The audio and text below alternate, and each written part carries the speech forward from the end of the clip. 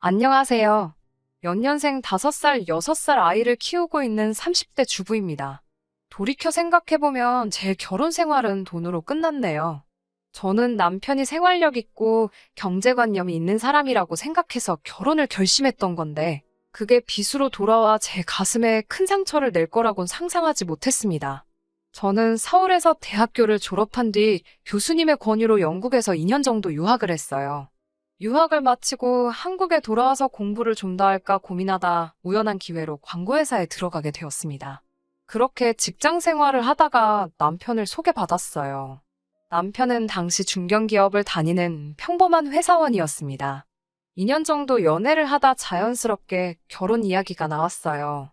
결혼 이야기가 나오면서 연애할 때는 굳이 말하지 않았던 서로의 집안 사정을 좀 더 자세히 알게 되었습니다. 제 경우 제가 비록 해외에서 유학을 한 경험까지 있어도 친정이 경제적으로 요복한 편은 아닙니다.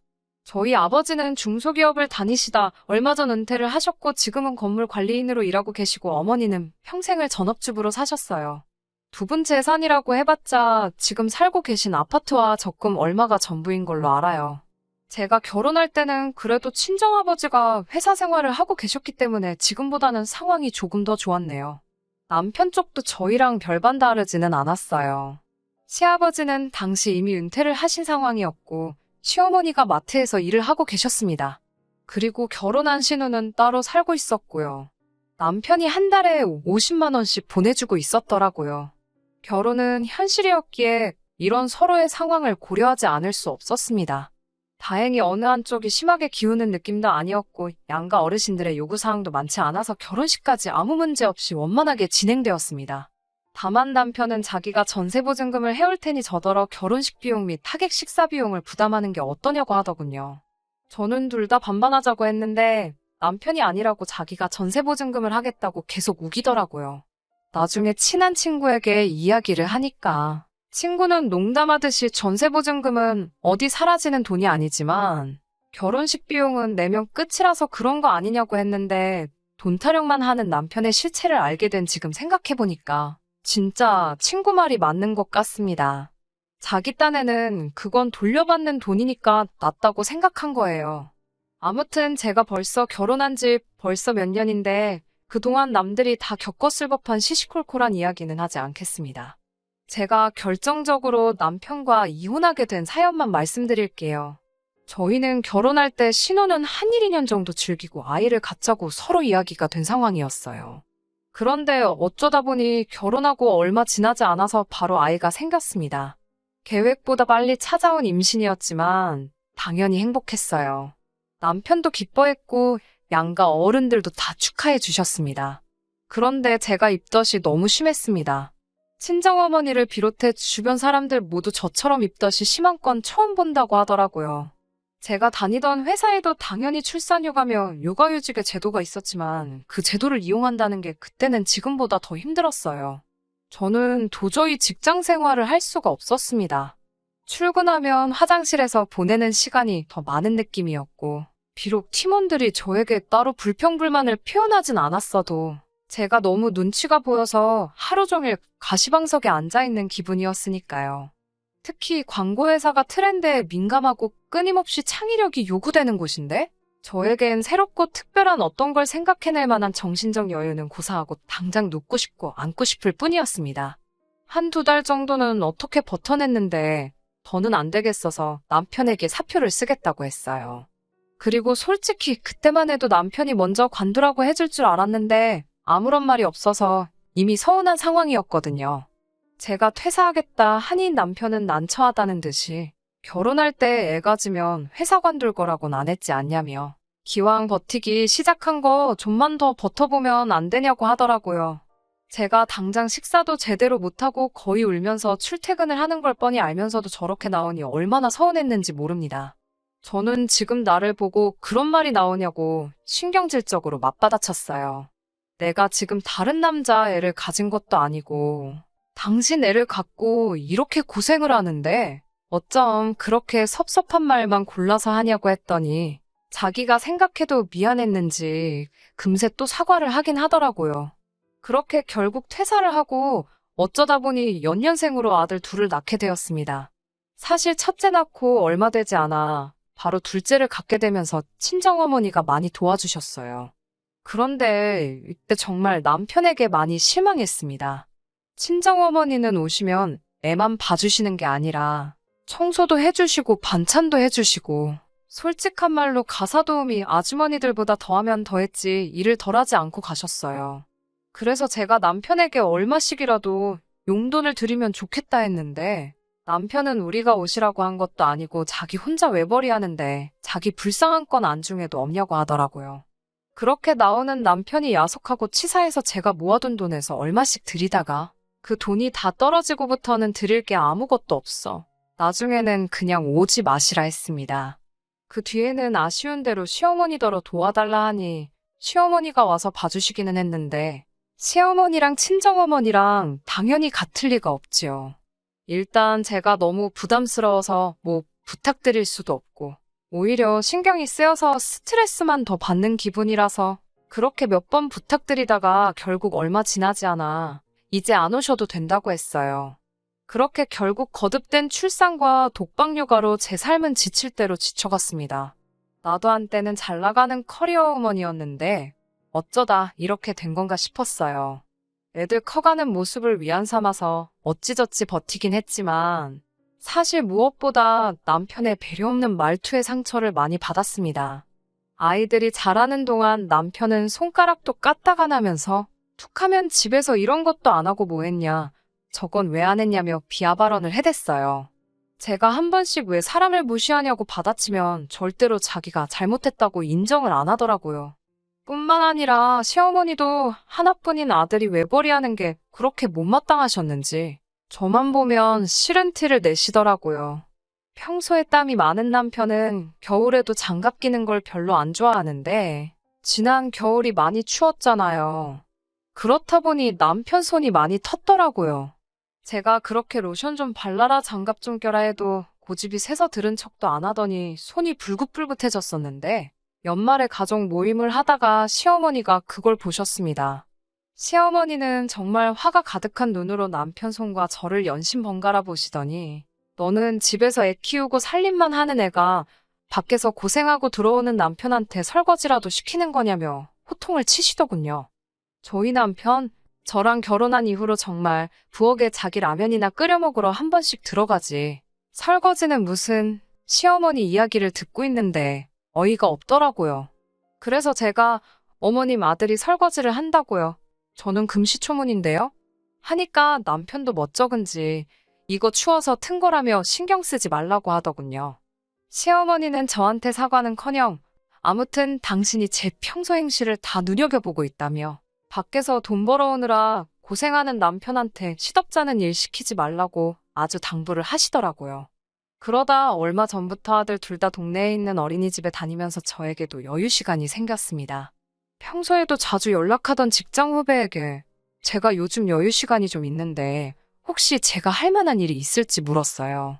용돈벌이라도 할까 싶었거든요.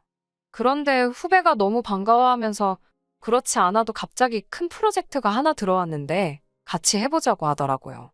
비록 계약직이었지만 놓치고 싶지 않아서 남편에게 조심스레 물어봤는데 의외로 흔쾌히 전폭적으로 지원을 해주더라고요. 그런데 그런 남편의 모습을 보니 고마우면서도 약간 씁쓸한 마음이 들었어요. 제가 돈 벌어온다니까 그렇게 반가운가 싶어서요. 실제로 제가 돈을 벌기 시작하니까 남편도 처음에는 조금씩 집안일하고 육아를 도와주긴 하더라고요. 시어머니도 눈치를 덜 주셨고 반찬도 해다 주시더라고요. 결혼 생활 몇 년 동안 시어머니가 반찬을 해다 주신 적은 남편이 아팠을 때 빼고는 없었는데 말이지요. 아무튼 제가 6개월의 직장 생활을 하는 동안은 말 그대로 숨통이 트이는 기분이었어요. 하지만 말 그대로 계약직은 계약직이잖아요. 다시 집에 있게 되면서 육아와 살림 모두 제 몫이 되었습니다. 근데 남편은 이전보다 더 심하게 짜증을 내더라고요. 한 번씩 뭔가 자기 뜻에 엇나가면 집안일도 자기가 해보니까 별것도 아니던데 그걸 못하냐며 저를 한심하다는 듯 대했습니다. 자기가 해보니까 설거지 그거 그릇 몇 개 대충 헹구면 끝이고 빨래는 세탁기가 다 하고 청소기 들고 다니면서 바닥 몇 번 문지르면 다 되더래요. 그러면서 저한테 그런 것도 제대로 못하니까 직장을 6개월밖에 못 다닌 거라고 하는데 정말 욕이 목구멍까지 차 올라왔어요.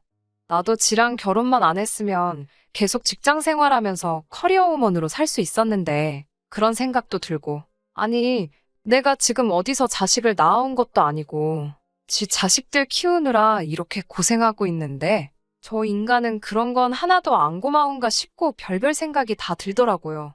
확 애들 데리고 집을 나가버릴까 그런 생각도 했지만 제가 당장 머리도 없고 능력이 없으니 일을 저지를 수도 없었고요. 그러다 얼마 전 저에게 일을 소개해줬던 그 후배가 내일 시간 되면 같이 커피나 한잔할까 그러더라고요. 마침 며칠 전 친정부모님이 손주들 보고 싶다 하셨기에 애들은 친정에 맡겨놓고 만나면 되겠다 싶더라고요. 그렇게 후배를 만났는데 후배가 하는 말이 전에 같이 일할 때도 느낀 거라면서 제가 회사 다닐 때는 그렇게 예쁘게 하고 다니더니 지금은 왜 이렇게 말랐냐며 속상해 하더라고요. 맨날 돈 타령하는 남편 때문에 네일 아트는커녕 머리하러 미용실 가는 것도 큰 마음 먹고 가곤 그랬어요. 옷 하나 사 입어도 벌어온 돈 허투루 써제낀다 이러쿵 저러쿵 말이 많아서 입던 옷 돌려가면서 입고 그랬습니다. 그래도 깔끔하게 하고 다녀서 남들이 모를 줄 알았는데 다 티가 났나 보더라고요. 후배 말을 듣고 있는데 창피하면서도 뒤통수를 한 대 맞은 것처럼 정신이 들더라고요. 내가 왜 이렇게 살고 있나 싶으면서 이건 아니다라는 어떤 깨달음이 딱 느껴졌어요. 저는 후배에게 정말 부탁인데 어디든 좋으니까 일할 데 없겠냐고 한 번만 더 도와달라고 했습니다. 그러자 후배는 기다렸다는 듯이 그럼 자기랑 같이 해보자고 그러더군요. 그게 무슨 말이냐고 하니까 자기가 이번에 나와서 회사를 차리는데 마음 맞고 능력 있는 몇몇 주변 사람들하고 함께 시작하려고 그런다면서 마침 제가 그렇게 생각이 났다고 하더라고요. 후배가 제안한 연봉과 복지는 대기업 뺨치는 수준이었습니다. 고민할 거 없이 당연히 그 자리에서 좋다고 했고 그렇게 이번엔 정직원으로 취직을 하게 되었습니다. 그리고 그날 밤 남편에게 낮에 있었던 일을 이야기했어요. 그런데 저번엔 그렇게 좋아하고 전폭적으로 지지해주던 남편이 기대와는 영 다른 반응을 보이더라고요. 한다는 말이 여자가 그렇게 일한다고 밖으로 싸돌면 애들은 누가 키우냐고요. 그래서 애들도 이제 제법 커서 금방 유치원 가고 학교 갈 거고 그래도 도움이 필요하면 우리 친정어머니가 도와주실 수도 있다고 하니까 그럼 또 장모님 돈 들이자고 할 거 아니냐고 그래요. 그러면서 할머니가 자기 핏줄 봐주는데 왜 돈을 줘야 하냐면서 자기는 그게 이해가 안 된다고 그러더군요. 저희 친정어머니 한 번도 저한테 돈 이야기 먼저 하신 적 없고 오히려 맨날 물려입는 둘째 안 됐다고 옷 사주시고 애들 간식 사주시고 그러시거든요. 그렇게 본인 돈 쓰셔서 뭐 사오실 때마다 저도 제 선에서 드릴 수 있을 만큼 드렸던 거고요. 남편은 듣는 제 마음은 전혀 신경 쓰지 않는 듯이 계속해서 한다는 말이 다 내 돈 갖다 슬 궁리하는 사람들 뿐이라며 한숨을 푹푹 쉬더군요. 그래서 제가 아니 이제 나도 돈 벌 건데 왜 그런 식으로 말하냐 하니까 너 뭐 그거 가서 몇 달이나 버티겠어라며 옛날 일을 끄집어내더라고요. 다른 여자들은 양수가 터질 때까지도 출근해서 일하고 그런다는데 넌 몇 달도 못 버티고 그냥 때려치고 근성이 없다나요. 그래서 이번에도 안 봐도 뻔하다고 빈정거리더군요. 그러면서 계속 한다는 말이 그때 정신력으로라도 좀만 참았어 보라고. 그럼 지금 직급이 얼마나 높아지고 돈도 얼마나 많이 벌어오고 있겠냐며 절 생각하면 답답해서 속이 터진대요. 애들 출산으로 인해 제 경력이 단절되고 그 이후로 여자로서 제 인생은 포기하고 오로지 아내로서 엄마로서만 살아왔는데 남편이 저렇게 생각하고 있을 줄은 꿈에도 몰랐습니다. 돈 좋아하고 인색한 사람인 건 알았는데 설마 마음까지 저렇게 인색할 줄이야. 정말 제 마음속 어딘가에서 유리창이 깨지듯 와장창 박살나는 소리가 들리는 듯 했습니다. 제가 남편에게 지금 한 말 다 진심이냐고 물으니 그럼 자기가 장난하는 것 같냐고 그래요. 그래서 제가 도대체 바라는 게 뭐냐고 내가 일을 했으면 좋겠어. 안 했으면 좋겠어? 나보고 어쩌라는 거야. 하니까 남편은 돈 벌어온다고 육아 살림 대충하고 친정에 돈 퍼다가 나를 거면 그냥 하지 말라는 거예요. 아니, 돈 안 벌어올 때는 돈 안 번다고 난리더니 이제 돈 벌어온다니까 친정에 가져다 줄까봐 벌벌 떠는 그 모습을 보고 있자니 내가 미쳤다고 이제껏 이런 인간이랑 살았나 싶더라고요. 무슨 누가 저한테 찬물 한 바가지를 끼얹기라도 한 듯 정식이 싹 들어서 저도 남편에게 맞섰습니다. 나 이 일 할 거고 친정어머니가 우리 애들 봐주시면 한 달에 100만 원씩 드릴 거라고요. 그리고 일하는 동안 육아 살림 반반씩 하자고. 그거 못하겠으면 당신은 그냥 나가서 혼자 살면서 당신 벌어서 당신 쓰고 살라고요. 대신 이혼하자고 했어요. 애들 볼 생각은 꿈도 꾸지 말라고요. 그러니까 남편이 어이가 없다는 듯이 저더러 미쳤냐고 그러더라고요. 그래서 내가 지금 장난하는 거 같냐고, 당신이 나가기 싫으면 그냥 여기 있으리고 그냥 내가 나간다고 그러고 그 길로 애들하고 제 짐 대충 싸서 나와버렸습니다. 어차피 곧 전세 계약이 만료라서 집도 알아보고 있었는데 이참에 다 정리해버리자 싶더라고요. 그 길로 친정에 와서 버텼습니다. 자식 낳아서 키워보니까 부모님이 어떤 마음으로 절 키워주셨는지 알겠더라고요. 그 마음이 이해가 되니까 더 남편에게 돌아가고 싶지도 않은데 남편은 자기가 다 잘못했다며 그냥 들어오라고, 그러면 없던 일로 해주겠다고 그러더군요. 아직도 자기는 아무 잘못 없고 제가 잘못한다고 생각하고 있는 걸 보니 상황이 이 지경이 될 때까지도 정신을 못 차린 거였죠. 다행히 승률 좋은 이혼 전문 변호사를 사서 그런지 남편의 지속적인 언어폭력이 이혼 사유로 인정이 되었습니다. 그래서 많이는 아니지만 위자료도 받고 양육권도 제가 가져왔습니다. 양육권은 순순히 포기하던 남편이 위자료 청구를 받고서는 개거품을 무는데 저런 걸 남편이고 애들 아빠라고 참고 산 세월이 아까워서 죽겠더라고요. 하지만 이제라도 제 인생 멋지고 화려하게 살아보려고 합니다. 친정부모님도 애들은 걱정하지 말고 제 뜻을 실컷 펼쳐보라고 하시네요. 아이들이 있는 상황에 이혼이라는 결정이 쉬운 것만은 아니었습니다. 하지만 하고 나니 아무것도 아니네요. 오히려 후련하다고 할까요? 잘은 모르겠지만 저와 같은 상황에 처했거나 같은 고민을 하시는 분들이 분명히 있을 거라 생각됩니다.